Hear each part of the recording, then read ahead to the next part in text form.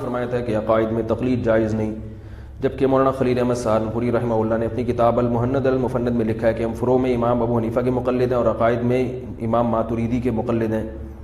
عقائد میں تقلید لازم نہیں ہے بلکہ جائز ہی نہیں ہے۔ یہی وجہ ہے کہ جو اشاعرہ ہیں ان کو بھی علامہ خلیل احمد سہارنپوری صحیح سمجھتے تھے، کیونکہ یہ بہت زیادہ پیچیدہ عقائد ہیں ماتریدیہ اشاعرہ۔ اس زمانے میں ایک خوب بات یاد رکھو، نہ ماتریدی کی طرف منسوب کرو نہ اشاعرہ کی طرف، یہ اپنے اپنے وقت کے لحاظ سے ٹھیک چیزیں تھیں، کیونکہ اس وقت بہت سارے لوگ تھے جنہوں نے اسلام کے خلاف شبہات پیدا کر دیے تھے، تو ان کی گہرائی میں جا کے علماء نے جواب دیے، تو پھر اس میں اختلاف بھی پیدا ہوا، کوئی ماتریدی بن گیا، کوئی اشاعرہ بن گیا۔ تو اتنی تکلف میں عوام کو جانے کی ضرورت ہے ہی نہیں۔ موٹے موٹے عقائد، اللہ کا وجود ہے، اللہ کیا ہے؟ ایک ہے، اس کے ساتھ کوئی شریک نہیں، وہ اپنی شان کے مطابق عرش پر ہے اور علم اور قدرت کے لحاظ سے ہر جگہ موجود ہے۔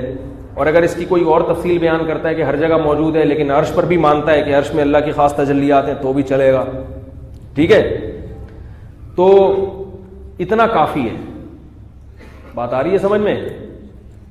تقدیر پر ایمان رکھ لے، ان پر تو اشاعرہ ماتریدیہ ہوں یا کوئی بھی ہوں سب متفق ہے نا، تو اس لیے اس میں اپنے آپ کو کسی طرف منسوب کرنا یہ ضروری نہیں ہے۔ علامہ خلیل احمد سہارنپوری نے اگر یہ میرا خیال ہے یہ نہیں لکھا کہ ہم ماتریدی کے مقلد ہیں، انہوں نے لکھا کہ ہم ماتریدی، اگر مقلد بھی لکھا ہے تو ان کا مطلب یہ ہوگا کہ ہم ان کے عقائد سے اتفاق کرتے ہیں، یہ مطلب ہوگا ان کا، ورنہ یہ تو منصوص ہے کہ عقائد میں تقلید نہیں ہوتی، فروعی مسائل میں تقلید ہوتی ہے۔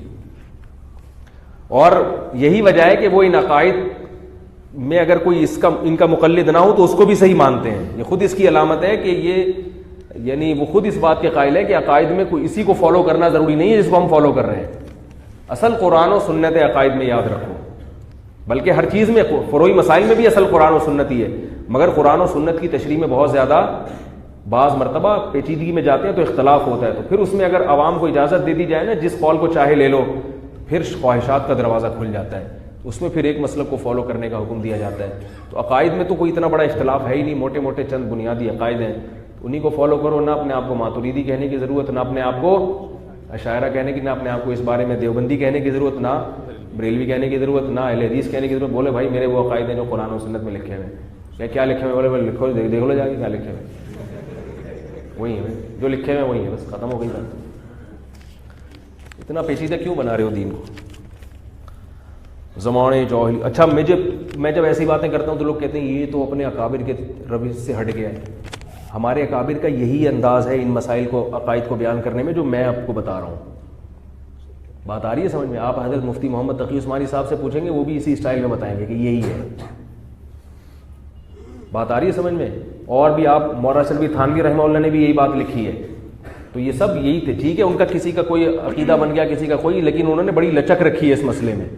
بعد میں کیا ہوتا ہے کہ لوگ جو ہے نا وہ ایک لیبل لگا کے پھر جب وہ تشدد والی راہ اختیار کرتے ہیں، اس سے پھر فرقواریت پھیلتی ہے، پھر وہ فتوے بھی اپنے مرضی کے مطابق سب کو مل جاتے ہیں۔ تو امت کو اللہ کا واسطہ ان چیزوں کی فی الحال ضرورت۔ میں ایک واقعہ سناتا ہوں نا کہ دو آدمی امریکہ میں ملے، ایک نے دوسرے سے پوچھا یار تم کیا ہو، مذہب کیا؟ اس نے کہا مسلمان۔ اس نے کہا میں بھی مسلمان، بڑی خوشی ہوئی یار اتفاق سے امریکہ میں آپ بھی مسلمان ہیں۔ اس نے کہا مسلمانوں میں تم وہ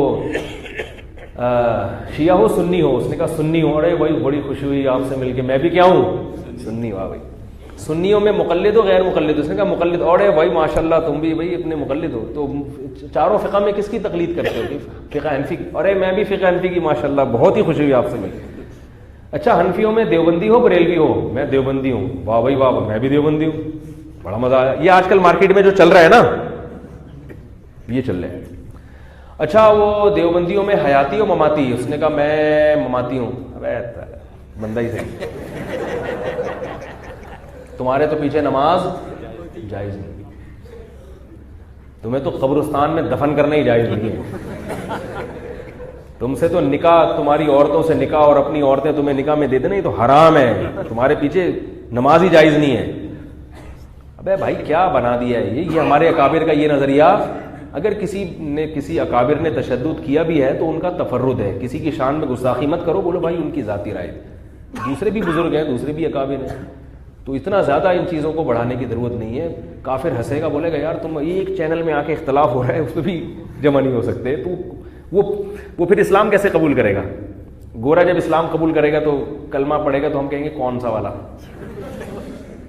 شیعہ بنے گا سنی، وہ سنی والا سنی میں تو میں وہ جیسے وہ ہوٹل والا آتا ہے نا، وہ میں نے لطیفہ نہیں سنایا تھا کہ وہ ایک ٹی وی اینکر گیا، ایک بندے سے پوچھ رہا ہے یہ جو گھوڑا ہے یہ کس کا ہے؟ اس نے کہا کالے والے کا پوچھ رہا ہے سفید والے کا پوچھ رہا ہے؟ اس نے کہا کالے والے کا۔ اس نے کہا یہ میرا ہے، اور کہا یہ سفید والا کا یہ بھی میرا ہے۔ تو اس نے کہا اس کو کیا کھلاتے ہو؟ اس نے کہا کالے والے کو سفید والے کو۔ اس نے کہا کالے والے کو۔ اس نے کہا اس کو باجرہ کھلاتا ہوں، اور وہ سفید والے کو اس نے کہا اس کو بھی باجرہ کھلاتا ہوں۔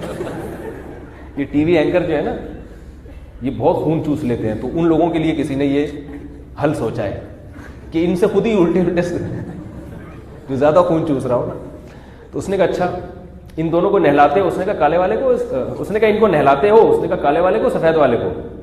اس نے کہا کالے والے کو ہاں نہلاتا ہوں، اور کہا سفید والے کو؟ کہا اس کو بھی نہلاتا ہوں۔ اب یہ انٹرویو لینے والے کو غصہ آنا شروع ہوا، کہتا ہے یار یہ کیا مذاق ہے یار، یہ جب دونوں کام دونوں کے ساتھ کرتے ہو تو یہ کالا والا اور سفید والا کیا رٹا لگایا ہوا ہے؟ اس نے کہا اصل میں کالا والا میرا ہے۔ اس نے کہا اور سفید والا؟ وہ بھی میرا ہے۔ کیا کہ وہ بھی وہ بیچارہ کا خون جل گیا۔ اس نے کہا آئندہ میں 6 مہینے کی چھٹی لے لی، اس نے اپنے چینل سے 6 مہینے کی چھٹی لی۔ تو وہ کوئی گورا مسلمان ہو تو کتنی ساری حدیں ہیں، پہلے شیعہ ہے یا سنی ہے، سنی آ گئے، پھر وہ کہے گا میں کلمہ پڑھتا ہوں سنی ہونے کا، پھر میں اہل حدیث ہوں یا مقلد ہوں، سلفی ہوں یا مقلد ہوں۔ پھر اہل حدیث میں بھی کچھ قسمیں ہیں، ان کے بھی ایسا نہیں ہے کہ سب ایک ہی جیسے، ان میں بھی کچھ گروپ بندیاں بنی ہوئی ہیں، تو ان میں پھر چلو اس کو مقلد بنا دیا، پھر مقلد میں یہ بنا دیا، پھر پہلے جو غیر مسلم مسلمان ہوتے تھے نا، پتہ ہے وہ کیسے ہوتے تھے؟ جس ملک میں جو فقہ چل رہا ہے، شیعہ سنی کا تو اختلاف تھا، اس کو بڑا اختلاف سمجھا گیا ہے، اس کو بڑا اختلاف سمجھا گیا ہے کہ اس میں بہت زیادہ فرق ہے عقائد میں، لیکن سنیوں کے اندر جتنے فرقے تھے ان میں کبھی کسی غیر مسلم کو یہ نہیں کہا گیا کہ یہ والا بنو وہ والا نہیں بنو۔ یہ اس زمانے کی بدعت ہے کہ میرا مسلک صحیح ہے، رفع الیدین والا صحیح ہے، نہ والا رفع الیدین جو نہیں کر رہا وہ حدیث کا منکر ہے۔ یہ اس زمانے کی بدعت ہے، جو فاتحہ پڑھ رہا ہے وہ تو صحیح ہے، جو نہیں پڑھ رہا وہ بدعتی ہے، یا جو نہیں پڑھ رہا وہ صحیح ہے جو پڑھ رہا ہے۔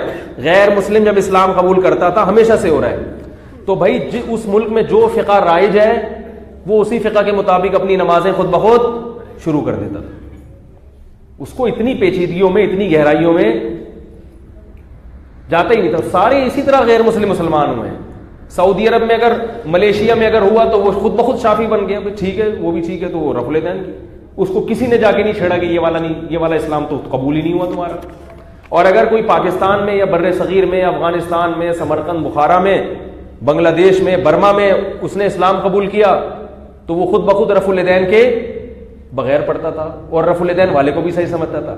تو اللہ تعالیٰ نے اپنے حبیب صلی اللہ علیہ وسلم کی ہر طرح کی نماز کو کتابوں میں بھی محفوظ کیا اور امت میں بھی اس کو جاری کر دیا، تو سب نمازیں نبی کی طرف منسوب ہیں۔ عبداللہ ابن زبیر ہاتھ چھوڑ کے نماز پڑھتے تھے، کسی صحابی نے ان پہ طنز نہیں کیا، وہ کہتے تھے میں اس نماز کو فالو کرتا ہوں، میری رائے میں یہ زیادہ، اب بعض لوگ کہتے ہیں نا حدیث میں تو آتا ہے جیسے مجھے نماز پڑھتے ہوئے دیکھو ایسے پڑھو، تو بھائی انہوں نے نبی کو ایسے پڑھتے ہوئے دیکھی نہیں؟ یاری بات سمجھ، آپ نے جو بخاری کو سب کچھ بنا لیا نا، بخاری حدیث کی یہ کتاب ہے لیکن پورا اسلام بخاری نہیں ہے، یہ بہت بڑی ٹیکنیکل فالٹ کرتے ہیں لوگ، پورا اسلام بخاری میں نہیں ہے بھائی، بخاری کے علاوہ بھی دلائل ہیں۔ صحابی بعض دفعہ ایک چیز کو نبی کو دیکھتے تھے مگر وہ روایت حدیث میں، وہ بخاری کی زینت ہی نہیں بنی وہ حدیث، مگر صحابی نے اپنی آنکھوں سے دیکھا، صحابی کے شاگرد نے اپنی آنکھوں سے دیکھا، ہوتے ہوتے آج تک وہ فقہ چلا آ رہا ہے، وہ سینہ بہ سینہ چلا آ رہا ہے، وہ بخاری میں دکھائی نہیں سکتے آپ۔ تو عبداللہ بن زبیر روتے تھے نمازوں میں، لمبی لمبی نمازیں پڑھتے تھے ہاتھ چھوڑ کے۔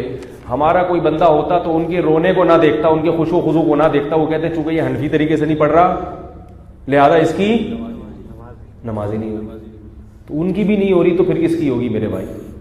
کچھ رفع الیدین کر رہے ہیں، کچھ نہیں کر رہے، کچھ تو دو سردوں کے درمیان بھی کر رہے ہوتے تھے، پھر انہوں نے ترک بھی کیا۔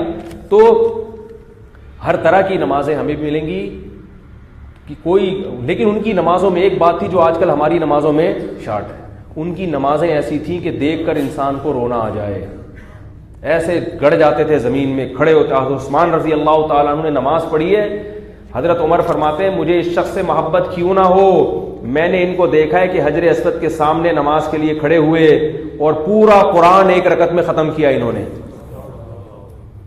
یہ ان لوگوں کی نمازیں تھیں. حضرت عمر جب نماز پڑھاتے تھے نا فجر کی, تو صحابہ یہ نہیں دیکھتے تھے زیادہ غور سے, کبھی کبھار دیکھا بھی کہ کر رہے ہیں رفع الیدین نہیں کر رہے, زیادہ اس چیز کو نہیں. وہ یہ تو آج کل فتنے یوٹیوب پہ ہر جاہل سے جاہل آدمی بیٹھ کر لوگوں کو قرآن حدیث کے نام پہ گمراہ کر رہا ہے. وہ اپنے مطلب کی حدیثیں جانتا ہے, دوسرے کی مطلب کی حدیث کے پر ایک فوراً ٹھپا لگا دے گا ضعیف ہے. فوراً ٹھپا کیا لگا دے گا؟ ضعیف. وہ ضعیف. ایک رٹا رٹایا لفظ ہے وہ ضعیف ہے, جو میں کہہ رہا ہوں وہ صحیح ہے, وہ والی کیا ہے؟ جو بخاری میں آ گئی وہ فالو کرنا ہے, جو ترمذی میں آئی ہے وہ فالو نہیں کرنا. یہ کون سا اصول ہے کہ جو بخاری کی ہے اس کو کرنا ہے, جو ترمذی وہ بھی قول رسول ہے بھائی, یہ بھی قول رسول ہے. تو اتنی لمبی حضرت عمر رضی اللہ تعالیٰ عنہ جب فجر کی نماز پڑھاتے تھے, بعض دفعہ روتے روتے گر جایا کرتے تھے. صحابہ کی نمازیں دیکھو, تابعین کی نمازیں دیکھو. آج ہماری نمازوں میں خشوع و خضوع ختم, ہل رہے ہیں, کوئی یہاں کو جا رہا ہے, کوئی یہاں کو جا رہا ہے, اس پہ خوش ہو رہا ہے کہ میں رفع الیدین نہیں کر رہا, اور دوسرا اس پہ خوش ہو رہا ہے کہ میں رفع الیدین کر رہا ہوں. اس پہ خوش ہو رہا ہے میں اتنی ٹانگیں چوڑی کر کے کھڑا ہوں میری سنت کے مطابق, دوسرا کہہ رہا ہے میں پتلی کر کے کھڑا ہوں میری سنت کے مطابق ہے, یوں کونیاں بھی مار رہا ہے اس کو نماز میں. ٹھیک ہے, یہ ہو رہا ہے نماز میں خشوع. کیا ہو گیا؟ ختم. تو صحابہ کی نمازوں میں اس سے بھی زیادہ اختلاف تھا جو آج کل ہماری نمازوں میں چل رہا ہے, لیکن ان کی نمازوں میں خشوع و خضوع بہت تھا. تو غیر مسلم جب پہلے مسلمان ہوتے تھے تو اس کو یہ پوچھنا ہی نہیں پڑتا تھا کہ کیا کرنا ہے. بھائی جس ملک میں بشرطے کہ وہ اہل سنت والجماعت کا ہو, تو جس ملک میں جو فقہ چل رہا ہے اسی کو فالو کرنا شروع کر دو, محبت سے رہو, سب مسلمان آپس میں بھائی ہیں. اب بڑا مسئلہ ہے, اب میرے پاس فون آتے ہیں جو غیر مسلم مسلمان ہوتے ہیں, یہ ہوائی باتیں نہیں کر رہا, غیر مسلم مسلمان ہوتے ہیں, فون آتے ہیں, حضرت میں نے اسلام قبول کیا, میں ہندو تھا, میں بڑے چوڑے میں آ گیا ہوں. صحیح بتا رہا ہوں. میں نے کہا کیا؟ وہ کہہ رہے یار میں جب اسلام قبول کیا تو میں تبلیغ میں گیا, تو وہ تو چلو چپ چاپ سیروزہ لگا کر آ گئے, پھر دوسرے نے آگے چھیڑا تیری والی جو ہے نا بخاری کے خلاف ہے, تیسرے نے آگے چھیڑا کہ اس کی والی یوں ہے, پھر یوٹیوب پہ گیا تو ادھر کی بھی مل رہے ہیں ادھر کی بھی مل رہے ہیں, وہ اس کو غلط کہہ رہا ہے, وہ اس کو کہہ رہا ہے خلاف سنت کہہ رہا ہے. میرا دماغ کی دہی بن گیا میرا. کچھ تو ایسے ہیں جو واپس کنورٹ ہو گئے, ایسے بھی ہیں دوبارہ غیر مسلم ہو گئے کہ یار یہ تو ہمیں سمجھ میں نہیں آتی. کس مسئلے پر؟ رفع الیدین کے مسئلے پر, آمین کے مسئلے پر. تو اس لیے اللہ کا واسطہ ان مسائل کو جو لوگ یوٹیوب پہ یا ممبروں پہ بیٹھ کے بہت زیادہ اچھال رہے ہیں, وہ قوم کی خدمت, خدا کی قسم وہ نبی کی سنت نماز کو طرف لانا مقصد, ممکن ہے ان کی نیتیں اچھی ہوں, کام بہرحال بعض دفعہ اخلاص سے بھی غلط کام کیا جاتا ہے, اور جب اخلاص سے غلط کام کیا جاتا ہے نا تو اس میں تباہی زیادہ ہوتی ہے, کیونکہ اس غلط کو جب ایک آدمی صحیح سمجھ کے کر رہا ہے بیڑا غرق ہو جاتا ہے امت کا. باہر ملکوں میں بہت بڑا مسئلہ بنا ہوا ہے کہ کون سا والا اسلام فالو کرنا ہے. اس لیے ایسے تمام جو بھی اس طرح کی ایکٹیویٹیز کر رہے ہیں ان کو سننا چھوڑ دیں, چاہے وہ دیوبندی ہو, چاہے وہ بریلوی ہو, چاہے وہ اہل حدیث ہوں, چھوڑ دیں ان کو سننا, تو سکون میں آ جائیں گے آپ خود بخود انشاءاللہ, ورنہ سکون میں نہیں آئیں گے.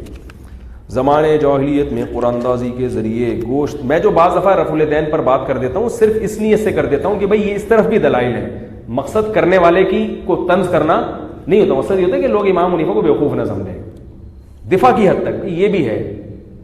لہٰذا ہم بھی جو پڑھ رہے ہیں وہ بھی سنت کے مطابق پڑھ رہے ہیں, صرف اتنی نیت ہوتی ہے, یہ کبھی مقصد نہیں ہوتا کہ جو اس طرح پڑھ رہا ہے وہ غلط کر رہا ہے. تو اسی طرح یہ جو استواء العرش وغیرہ کے مسائل ہیں اس میں بھی بہت زیادہ غلو کرنا یہ بھی غلط ہے. زمانے جاہلیت میں قرآن اندازی کے ذریعے گوشت تقسیم کیا جاتا تھا جسے ناجائز قرار دی. کیا آپ بھی قرآن اندازی کے ذریعے انعام حاصل کرنا جائز ہے؟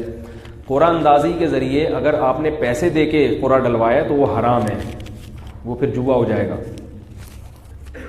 اگر کسی آدمی نے کافی سالوں سے یا سالیوں سے کافی سالوں سے روزے نہیں رکھے اور اس کا انتقال ہو گیا تو اس کا فدیہ کیسے ادا کیا جائے؟ اگر اس نے وصیت نہیں کی تھی تو پھر اس کا فدیہ نہیں ہے. سمجھ رہے؟ تو بس وہ اپنے طور پر اگر کوئی صدقہ خیرات کر دے ابا کے لیے تو اچھی بات ہے, ثواب ملے گا انشاءاللہ.